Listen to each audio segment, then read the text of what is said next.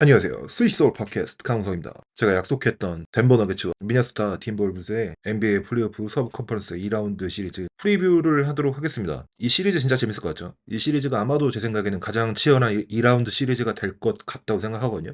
완전히 진흙탕 싸움이 될 것 같은데 왜 그러냐면 덴버의 완전 기계처럼 돌아가는 오펜스에 NBA에서 가장 매치업이 잘 되는 팀이 저는 미네소타라고 생각하거든요. 이미 지난해 플레이오프 1라운드에서도 만났고 덴버가 우승한 후에도 가장 어려운 시리즈라고 말한 게 미네소타와 1라운드라고 했죠. 그리고 작년에는 나즈리드와 제이든 맥다니엘스는 뛰지도 않았어요. 굉장히 지난 시즌보다 더 힘든 시리즈를 앞두고 있는 덴버고요.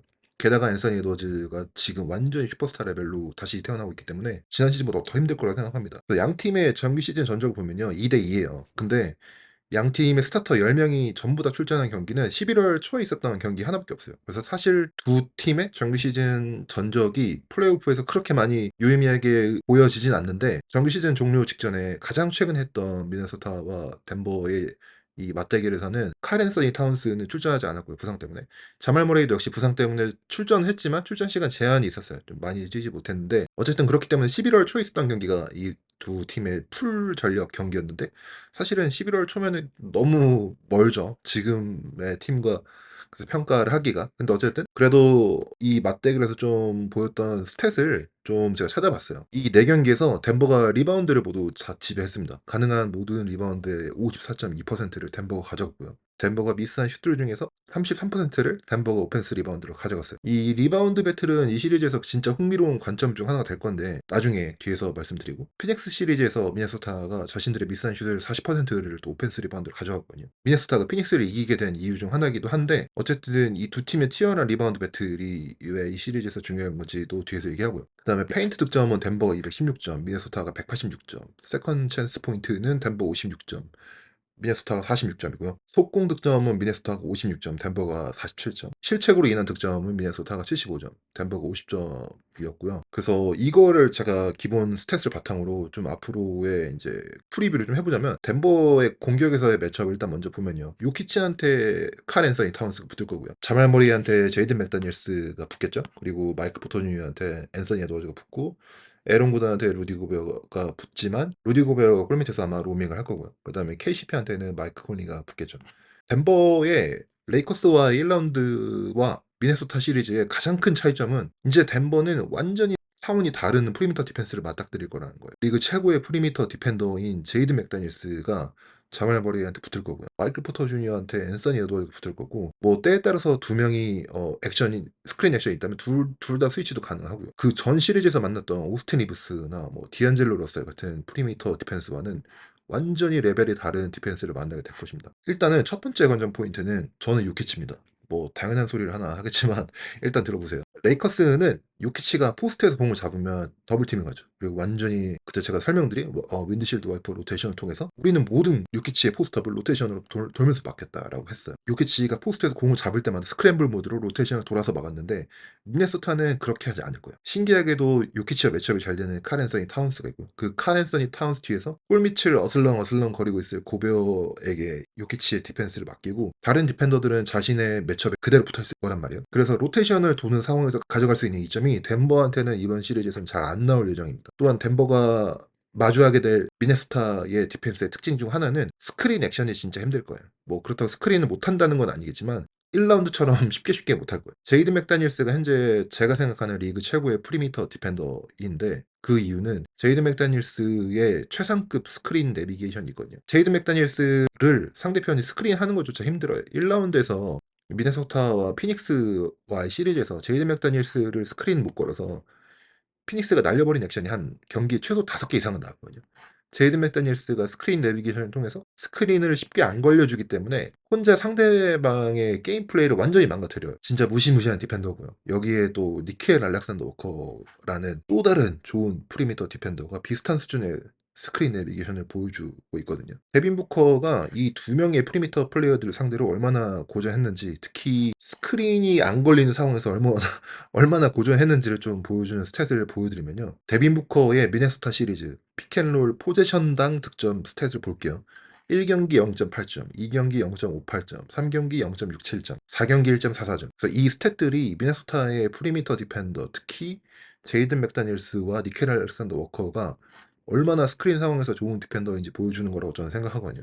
이 선수들이 만약에 스크린이 걸려도 포기하지 않고 뒤에서 쫓아오고, 이 선수들이 키가 커요. 6'9", 6'10 이 정도 되거든요. 이 선수들이 뒤에서 백프레셔를 가하기 때문에 스크린은 걸려도 상당히 뒤에서 신경 쓰이게 만들어요. 근데 뭐 자말 머레이 같은 경우는 이런 형식의 수비를 보여주는 선수들한테 카운터를 진짜 잘 먹히는 선수로 알려져 있거든요. 그리고 자말 머레이가 가드지만 가드치고 또 은근히 키도 크고 체격도 좋거든요. 그래서 자말 머레이가 잘 버티기는 하지만 어쨌든 1라운드에서 맞닥뜨린 이 프리미터 디펜더의 수준과는 완전히 다른 수준의 디펜더들을 만나게 될 것이다. 이게 일단 포인트거든요. 그래서 뒤에 어느 정도 얘기하겠지만 자말 머레이가 어느 정도의 컨디션인지, 뭐 미네소타의 시리즈에서 자말 머레이의 효율성의 척도가 아마 이 경기 시리즈의 포인트 중 하나일 텐데, 어쨌든 그걸 굉장히 어렵게 하는 미네소타의 디펜더들이 있다. 그래서 정리하자면 미네소타는 요키치는 포스트업을 싱글 커버리지로 막을 거고, 그래서 다른 곳에서 로테이션으로 생겨나는 어드밴테이지도 없을 거고요. 그래서 요키치 자말 머레이 2대2 게임도 미네소타의 우수한 스크린 내비게이션이 가능한 프리미터 디펜스 덕분에 효율적이지 않은 가능성이 높습니다. 그러면 이제 중요해지는 게 요키치거든요. 제가 앞서 말한 요키치가 첫 번째 관전 포인트라 하는 이유가, 결국에 이 미네소타의 수비 매치업을 쫙 살펴보잖아요. 덴버와의 수비 매치업을 보면은 가장 그나마 어드밴테이지가 있는 게 그래도 결국 니콜라 요키치예요. 이 시리즈는 덴버가 이기기 위해서는 요키치의 스코어링 시리즈가 되어야 합니다. 관전 포인트를 정확히 말하자면 과연 얼마나 니콜라 요키치가 스코어링이 되는가가 저는 포인트인 것 같아요. 근데 이제 미네소타가 덴버와 매치업이 가장 잘 되는 팀이라는 게, 모든 팀이 요키치를 막을 선수가 없기 때문에 매치업을 힘들어하는 거거든요. 이 덴버와의 매치업을 굉장히 힘들어하는데, 미네소타는 이상하게도 요키치와 매치업이 잘 되는, 이상하게 수비를 못하지만 요키치와는 굉장히 매치업이 잘 되는 칼 앤서니 타운스가 있습니다. 니콜라 요키치의 공격을 조금 효율이 떨어지게 만들 수 있는 팀이 있다면 미네소타라고 저는 생각하거든요. 니콜라 요키치가 지난해 미네소타와 시리즈에서 평균 득점이 26.2점, 트루 슈팅 퍼센트가 57.5%. 그래서 다른 시리즈에서랑 비교해 보면요, 다른 일반적인 시리즈에서는 경기당 33.9점, 68 트루 슈팅 퍼센트를 기록했는데, 스코어링만 보면 30%가 미네소타 전에서 드랍을 했어요. 떨어졌어요. 그래서 여기서 전 두 가지를 봐야 되는데, 첫 번째는 카렌서니 타운스가 요키치를 다른 팀에 비해서 진짜 효율적으로 잘 맞고, 그러니까 요키치를 비효율적으로 만들고 있지만, 두 번째로 보면은 그래도 여전히 괜찮은 스탯이거든요. 이 정도 스탯이면. 그리고 정규 시즌 필름을 봐도 요키치가 카렌서니 타운스 상대로 그렇게 힘들어하는 것처럼 보이지는 않았어요. 그래서 이게 얼만큼 카렌서니 타운스가 요키치를 귀찮게 해주고 있냐가 관건이겠지만, 제 생각에는 요키치가 미네소타와의 시리즈에선 가장 우위를 가져가는 매치업일 수밖에 없다. 또 하나 봐야 되는 점은, 미네소타가 카렌서니 타운스를 제외하면요, 요키치한테 매치업이 되는 디펜더가 없습니다. 루디 고베어가 신장이 좋고 뭐 그래도 사이즈도 안 되고, 사실은 요키치가 루디 고베어를 정규 시즌이나 뭐 다른 플레이오프에서 만나면 그냥 완전히 압도했거든요. 루디 고베어를 요키치는 어려워하지 않아요.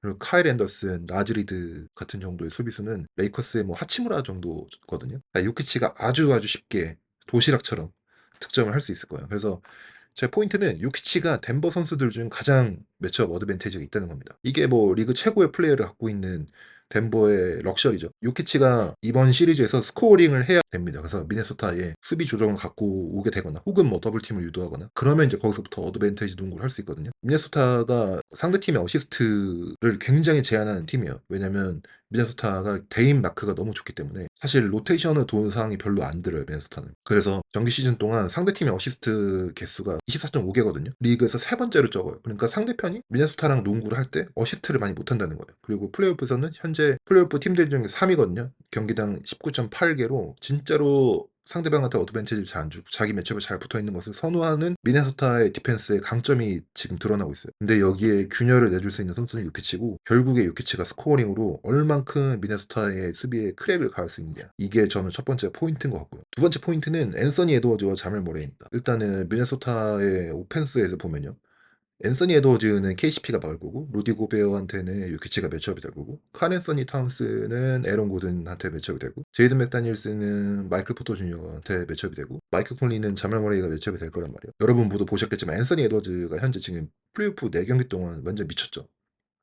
평균 31득점, 야투 51.2%, 3점을 경기당 평균 8개 시도에서 3.5개를 넣고 있고요. 3점 성공률이 43.8%, 투루 슈팅 57.5%입니다. 앤서니 에드워즈가 뭐 제가 항상 말씀드리지만, 저는 언제나 앤서니 에드워즈가 슈퍼스타 될 거고 NBA에서 진짜 탑3 안에 들어간 선수가 될 거라고 생각했거든요. 근데 그게 지금일 줄은 몰랐어요.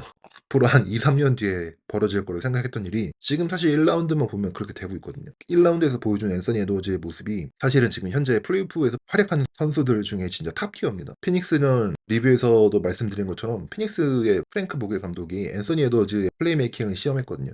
왜냐면은 앤서니 에드워즈의 디벨롭이 가장 필요한 부분은 플로어 리딩과 이에 따른 플레이메이킹입니다. 그래서 앤서니 에드워즈한테 완전히 어그레시브한 하이드랍, 헤지 등을 통해서 앤서니 에드워즈한테 보통 2명이 붙고 이런 어그레시브한 커버리지를 가져갔는데 여기서 앤서니 에드워즈가 진짜 심플한 패스를 넣어줄 수 있는지 그다음에 플로어 리드를 올바로 하면서 플레이메이킹을 할 수 있는지 시험을 했는데 앤서니 에드워즈가 1라운드에서 일을 완전히 잘 해냈죠. 피닉스 수비를 완벽하게 격파했는데 플레이메이킹으로 만약에 제가 덴버라면 저는 같은 커버리지를 할 것 같습니다. 그러면서 앤서니 에드워즈가 또다시 플레이메이킹을 잘 할 수 있는지 보는 거죠. 왜냐면은 덴버는 피닉스의 너키치, 듀란트보다 좋은 백엔드 수비를 제공할 수 있고 요키치와 고든이 있거든요. 그래서 덴버의 팀 디펜스가 저는 전체적으로 앤서니 에드워즈의 리드를 더 어렵게 만들 거라고 생각하거든요. 그리고 덴버 입장에서는 KCP가 앤서니 에드워즈를 상대로 잘 버텨줘야 되죠. 근데 KCP가 앤서니 에드워즈 상대로는 좀 작은 느낌이 있어요. 지난해 플레이오프에서도 앤서니 에드워즈가 KCP를 그렇게 어려워하지 않았거든요. 올 시즌 앤서니 에드워즈가 또 한 단계 더 성장했기 때문에 KCP가 어느 정도 버틸 수 있는지가 좀 궁금해요. 만약에 KCP로 앤서니 에드워즈를 막는데 앤서니 에드워즈가 막 경기에서 40점씩 넣고 막 KCP가 앤트맨 제어를 못해가지고 막 돌파 후 패스하고 막 다른 미네소타 선수들한테 오픈 찬스를 만들어주기 시작하면은 덴버는 정말로 하기 싫은 일을 해야 됩니다. 즉 에런 고든을 앤서니 에드워즈한테 매치업을 시켜야 되는데 그러면 이제 이게 수비 매치업이 무너지기 시작하거든요. 그러면 이제 칼 앤서니 타운스는 누가 막지? 라는 고민이 생기고 그러면 또 마이클 포터 주니어를 칼 앤서니 타운스한테 붙이고 뭐 이런 식으로 좀 매치업이 좀 흔들려요. 정말 덴버가 정말 하고 싶지 않은 일이 생기는데 그래서 KCP 어느 정도까지 앤서니 에드워즈를 막을 수 있느냐 어느 정도까지 앤서니 에드워즈가 득점하는 거를 덴버가 용인할 수 있느냐 가 관건이에요. 그 관점에서 눈여겨봐야 될 점이 덴버의 크리스찬 브라운과 페이튼 왓슨이 벤치에 있거든요. 근데 덴버가 보유한 운동 능력이 좋은 젊은 디펜더들이라고 할 수 있는데 이 두 명이서 사실 1라운드에서는 많이 활용을 못했어요. 두 명이 뭐 활약할 수 있는 매첩이 아니었고 또 플로어를 스페이싱을 가져가는데 굉장히 뭐 좀 약점이 있었거든요. 근데 만약에 덴버가 이 두 명한테서 미네소타 시리즈에서 이 두 명이 게임당 10분 정도를 앤서니 에드워즈를 어느 정도 막아줄 수 있다. 효율적인 디펜더가 돼줄 수가 있다 하면은 조금 재밌는 이야기죠. 그러면은 KCP가 게임마다 좋은 휴식 시간을 가지고 다시 적극적으로 수비에 임할 체력을 벌어주는 주요 포인트 중 하나가 될 거거든요. 근데 크리스찬 브라운이나 페이튼 왓슨이 둘 다 어린 선수죠. 앤서니 에드워즈한테 전혀 임팩트를 주지 못하고 플레잉 타임 동안 뭐 활약이 좋지 않다 그러면 덴버가 좀 골치가 아파질 수가 있습니다. 뭐 이와 별개로 잠깐 말씀드리면 마이크 콜리도 제가 피닉스 전 리뷰 때 말씀드렸는데 마이크 콜리의 가장 큰 약점은 슈팅에서 소극적인 성향이에요. 마이크 콜리는 슈팅 찬스가 와도 별로 슈팅을 안 하고 싶어 하는 게 이 선수의 약점이거든요. 그래서 제가 덴버라면 마이크 콜린도 똑같이 한번 시험을 해봅니다. 모든 스크린 액션에 고 언더 하고요. 롤러는 드랍으로 맞고요. 그래서 슈팅을 많이 던지게 하는 커버리지를 주는데 이게 마이크 콜리가 그래서 한 경기에 몇 개를 플로터를 던질 의향이 있는지 한 경기에 몇 개의 풀업 슈팅을 던질 의향이 있는지를 테스트를 하는 거죠. 그래서 마이크 콜리의 슈팅에서 소극적인 모습을 저는 한번 테스트 해볼 것 같아요. 다시 앤서니 에드워즈 얘기로 돌아가면 앤서니 에드워즈가 1라운드에서처럼 플레이를 하지 못하면 저는 덴버 시리즈에서 미네소타는 가능성이 없다고 봅니다. 그래서 1라운드에서의 모습이 어느 정도가 앤서니 에드워즈가 진짜 성장한 모습이고 어느 정도가 피닉스의 약한 수비가 앤서니 에드워즈의 활약에 기여한 것인지 이게 좀 궁금하거든요. 그래서 이거를 덴버 시리즈에서 보게 될 것이고 이게 진짜 큰 시리즈의 스윙 팩터가 될 것 같습니다. 근데 앤서니 에드워즈와 더해서 자말 모레이도 이 시리즈의 스윙 팩터가 될 것 같거든요. 현재 자말 모레이가 건강이 안 좋죠. 지금 종아리 부상인데 그래서 5경기에서 덴버가 레이커스를 잡은 게 진짜 커요. 미네소타는 피닉스를 수입하면서 4경기 만에 경기를 끝내고 쉬고 있는데 만약에 레이커스 전을 덴버가 길게 끌고 갔다. 자말 모레이가 부상을 달고 몇 경기를 더 하고 얼마 쉬지 못하고 미네소타 경기를 들어왔다 하면 굉장히 컸을 텐데 일단 5경기만을 잡아내고 일단은 어느 정도 자말 머레이한테 휴식 시간을 벌어줬다는 게 굉장히 중요한 것 같습니다. 자말 머레이의 건강 컨디션이 진짜 중요한 게 1라운드에서 레이커스를 상대한 덴버의 모습이 우리가 아는 이 덴버의 최고의 실링을 보여준 게 아니었다고 생각하거든요. 그 이유 중 하나가 자말 머레이라고 저는 생각해요. 2경기랑 5경기에서 게임 위닝샷을 던졌잖아요. 그래서 자말 머레이가 잘한 것 같다고 생각을 하는데 사실은 그 이전에 꽤 많은 쿼터들을 자말 머레이가 많이 고전했거든요. 평소 자말 머레이보다 훨씬 못했거든요. 이게 직접적으로 덴버의 실링에 영향을 주거든요. 덴버의 최고의 실링은 자말 모레이가 플레이를 잘할 때 나타납니다. 그래서 앤서니 에드워즈와 비교했을 때 자말 모레이가 어느 정도 컨디션으로 뛸 수 있는지, 앤서니 에드워즈의 갭이 어느 정도가 될지, 그래서 덴버가 최고의 모습과 가깝게 뛸 수 있을지가, 그것도 이 시리즈의 승패를 좌우하는 요소 중 하나가 될 것 같습니다. 제 관전 포인트 세 번째는요, 트랜지션 게임입니다. 트랜지션 게임이 어느 시리즈보다 이 시리즈에서 중요할 것 같다고 생각하거든요. 서로 다 양 팀의 하프코트 수비를 깨기 어려워할 시리즈예요. 왜냐면 덴버가 공격할 때는 미네소타의 하프코트 디펜스가 좋기 때문에 깨기 어려워할 거고, 미네소타는 자신들의 약점이 하프코트 오펜스예요. 그렇기 때문에 하프코트에서 덴버의 수비를 깨기 어려워할 거거든요. 그리고 덴버가 수비가 약하다고 생각하실 수도 있지만, 올 시즌은 제가 알기로 디펜시브 레이팅 9위거든요. 지난 시즌보다 훨씬 높아진 수치고, 덴버의 수비가 나쁘지 않습니다. 양 팀 다 트랜지션을 노려야 되는데, 트랜지션 공격을 하려면 우선 디펜스 리바운드를 잡아야 되죠. 그래서 앞서 말씀드린 대로 리바운드가 이 시리즈에서 또 중요한 요소인데, 덴버의 이 시리즈에서 우위라고 할 수 있는 점은 덴버가 아주 좋은 디펜스 리바운드 팀이라는 겁니다. 디펜스 리바운드를 요키치가 잡으면요, 2m 10cm 포인트 가드가 공을 드리블하면서 풀 스피드로 트랜지션 공격이 시작되죠. 근데 이거는 굉장히 막기가 힘들거든요. 왜냐면 트랜지션 공격이 주는 이점 중 하나는 트랜지션 상황에서 크로스 매치업이라고 하죠. 원래 요키치한테 뭐 칼 앤서니 타운스가 붙고 이렇게 자기 매치업대로 붙어야 되는데, 트랜지션 때는 일단은 자기 앞에 있는 선수 아무나 붙잡기 때문에 크로스 매치가 발생합니다. 예를 들면 요키치한테 마이클 콘리가 매치업이 된다, 아니면 뭐 마이클 포터 주니어한테 루디 고베어가 매치업이 된다 하면은, 루디 고베어가 뭐 3점 라인 밖으로 불려 나오죠. 그럼 여기서부터 이제 수비 균열이 생기는 거거든요. 그래서 트랜지션으로 뭐 속공 득점이 되지 않는다 하더라도, 트랜지션으로 공격이 시작돼서 매치업이 잘못돼 있다, 그러면 일단 거기서부터는 굉장히 쉬운 하프코트 오펜스가 되죠. 그래서 트랜지션 공격이 시리즈에서 중요한 것 같고, 정규 시즌에서 실책으로 인한 득점이 미네소타가 75점을 넣었고 덴버가 50점을 넣었거든요. 그렇기 때문에 덴버는 미네소타의 좋은 하프코트 디펜스를 상대하면서 턴오버를 단속을 잘해야 돼요. 턴오버로 미네소타한테 쉬운 트랜지션 득점을 내주고 점수차가 벌어지면 레이커스 시리즈처럼 계속해서 뒤에서 따라잡기가 쉽지 않을 수 있습니다. 왜냐하면 미네소타가 디펜스가 워낙 좋기 때문에. 그리고 덴버의 수비 입장에서는 미네소타라는 좋지 않은 하프코트 오펜스 팀을 상대로 쉬운 트랜지션 득점을 내주기 시작하면 상대의 약점을 많이 드러내지 못하는 것이거든요. 그래서 디펜스 리바운드가 중요하고, 디펜스 리바운드에서 이어지는 트랜지션 게임이 이 시리즈에서 굉장히 관전 포인트가 될 것 같습니다. 일단은 전 이 정도고요. 시리즈 예측은 둘 다 서로한테 힘든 매첩인 것 같아요. 그래서 둘 다 이 시리즈에서 뭔가 둘 다 예쁜 농구, 그러니까 뭐 둘 다 잘한다처럼 보이지 않을 것 같아요. 이 시리즈는 미네소타가 워낙 디펜스가 좋고, 특히 하프코트 디펜스가 좋기 때문에 모든 게임을 다 접전으로 만들 능력이 미네소타한테 있다고 생각하거든요. 하지만 그래도 저는 여전히 미네소타가 이 시리즈를 이길 가능성은 낮다고 생각합니다. 왜냐면 미네소타의 최대의 약점은 덴버의 최대의 강점이기 때문이에요. 즉 하프코트 오펜스에서의 퀄리티 차이가 이 시리즈의 승패를 가를 것이고, 미네소타는 리그 하위권 하프코트 오펜스 팀이고, 덴버는 리그 최상위급입니다. 미네소타가 1라운드 때 피닉스를 가비지로 이기는 바람에 클러치 상황에 들어간 적도 없고, 클러치 하프코트 오펜스를 해본 적이 별로 없거든요. 근데 클러치 하프코트 오펜스가 미네소타의 최대 약점인데, 4경기 때 잠깐 클러치로 들어가긴 했지만 이때 시리즈가 이미 뭐 미네소타가 3대 0으로 이기고 있었죠. 그렇기 때문에 뭐 저도 상관없기 때문에 굉장히 여유 있게 플레이할 수 있었어요. 근데 덴버전에서는 이 약점이 노출될 것이라고 생각해요. 그래서 서로 둘 다 클러치나 하프코트 오펜스 싸움으로 가면 결국에